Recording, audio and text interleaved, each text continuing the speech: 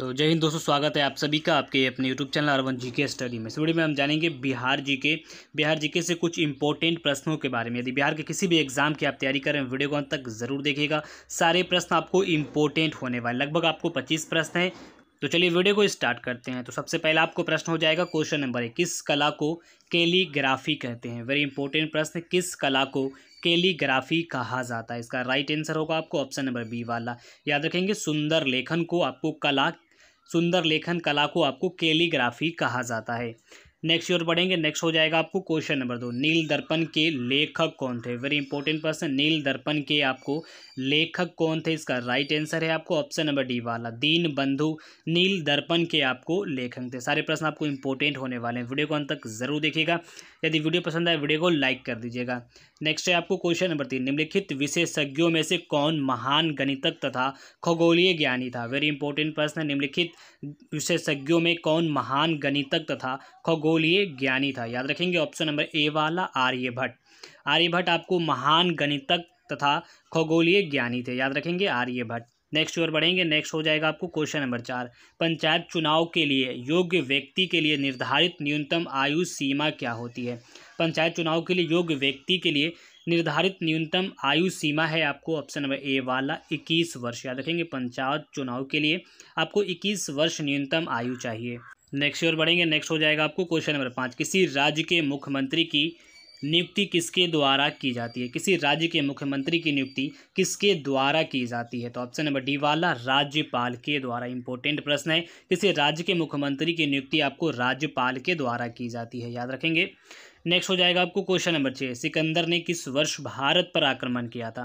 सिकंदर ने किस वर्ष भारत पर आक्रमण किया था। तो ऑप्शन नंबर सी वाला, 326 ईस्वी पूर्व में सिकंदर ने भारत पर आपको आक्रमण किया था। नेक्स्ट है आपको क्वेश्चन नंबर 7, निम्नलिखित में से किसकी हमारे सौरमंडल के एक ग्रह के रूप में गणना नहीं होती है। वेरी इंपॉर्टेंट प्रश्न है, निम्नलिखित में से किसकी हमारे सौरमंडल के एक ग्रह के रूप में गणना नहीं होती है। तो ऑप्शन नंबर ए वाला, प्लूटो की। याद रखेंगे, प्लूटो की सौरमंडल में एक ग्रह के रूप में गणना नहीं की जाती है। नेक्स्ट हो जाएगा आपको क्वेश्चन नंबर 8, 1930 में बिहार के किस किसान आंदोलन का नेतृत्व किसने किया था।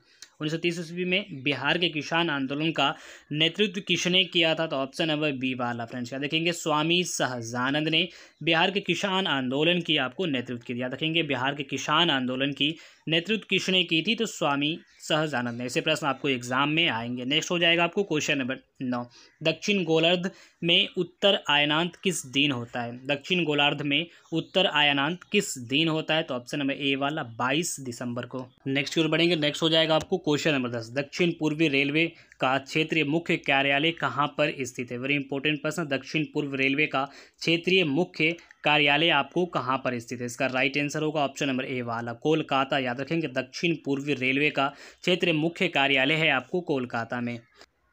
नेक्स्ट है आपको क्वेश्चन नंबर 11, कार्बेट राष्ट्रीय उद्यान कहाँ पर स्थित है। वेरी इंपॉर्टेंट प्रश्न है, कार्बेट राष्ट्रीय उद्यान आपको कहाँ पर स्थित है। ऑप्शन नंबर सी वाला। याद रखेंगे, उत्तराखंड में कार्बेट राष्ट्रीय उद्यान आपको स्थित है। नेक्स्ट है आपको क्वेश्चन नंबर 12, किसने कहा था सत्य परम तत्व है और वह एक ईश्वर है। वेरी इंपॉर्टेंट प्रश्न, किसने कहा था सत्य परम तत्व है और वह ईश्वर है। इसका राइट आंसर होगा ऑप्शन नंबर सी वाला, महात्मा गांधी ने कहा था सत्य परम तत्व है और वह ईश्वर है। याद रखेंगे इस प्रश्न को। नेक्स्ट है आपको क्वेश्चन नंबर 13, गीतांजलि एक्सप्रेस ... के बीच चलती है। मोस्ट इंपॉर्टेंट प्रश्न है, गीतांजलि एक्सप्रेस आपको ... के बीच चलती है। तो ऑप्शन नंबर बी वाला, हावड़ा और मुंबई के बीच आपको गीतांजलि एक्सप्रेस आपको चलती है। नेक्स्ट हो जाएगा आपको क्वेश्चन नंबर 14, बुद्ध धम्म और संघ मिलकर कहलाते हैं। बुद्ध धम्म और संघ मिलकर क्या कहलाते हैं। तो ऑप्शन नंबर ए वाला, त्रिरत्न। याद कर लें, आपको बुद्ध धम्म और संघ मिलकर त्रिरत्न कहलाते हैं।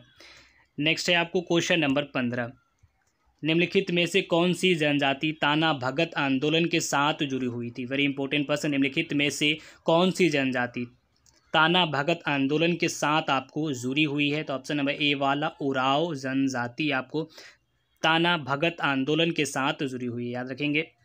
नेक्स्ट हो जाएगा आपको क्वेश्चन नंबर 16, भारत की संविधान सभा किसके कहने पर बनाई गई थी। वेरी इंपॉर्टेंट है, भारत की विधानसभा किसके कहने पर बनाई गई थी। तो ऑप्शन नंबर सी वाला, कैबिनेट मिशन के कहने पर भारत की संविधान सभा ठीक है, याद रखेंगे। भारत की संविधान सभा किसके कहने पर बनाई गई थी? तो कैबिनेट मिशन के कहने पर। नेक्स्ट हो जाएगा आपको question number 17, railway staff college आपको कहाँ पर स्थित है? मोस्ट इंपोर्टेंट प्रश्न, रेलवे स्टाफ कॉलेज आपको कहाँ पर स्थित है? तो ऑप्शन नंबर ए वाला बड़ौदा में, याद रखेंगे बड़ौदा में आपको रेलवे स्टाफ कॉलेज आपको स्थित है।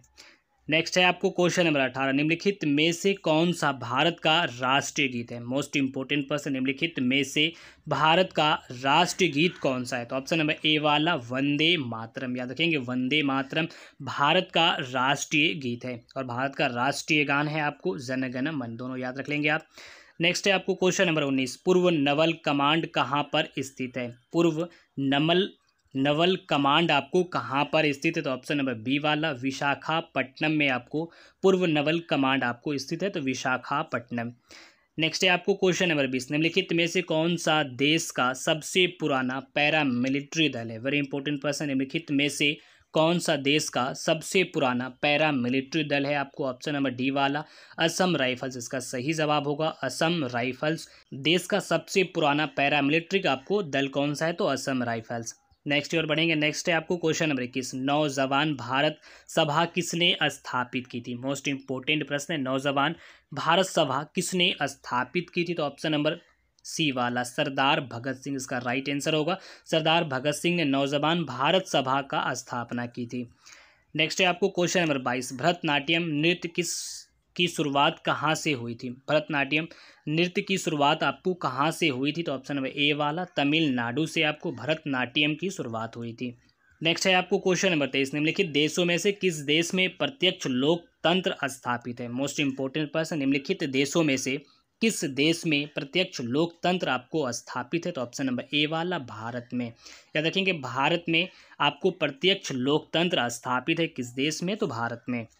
नेक्स्ट है आपको क्वेश्चन नंबर 24, संविधान अपने नागरिक के कौन से अधिकार की गारंटी देता है? संविधान अपने नागरिक को कौन सी अधिकार की गारंटी देता है? तो ऑप्शन नंबर ए वाला समानता का अधिकार, इसका राइट आंसर होगा संविधान अपने नागरिक को समानता का अधिकार की गारंटी देता है।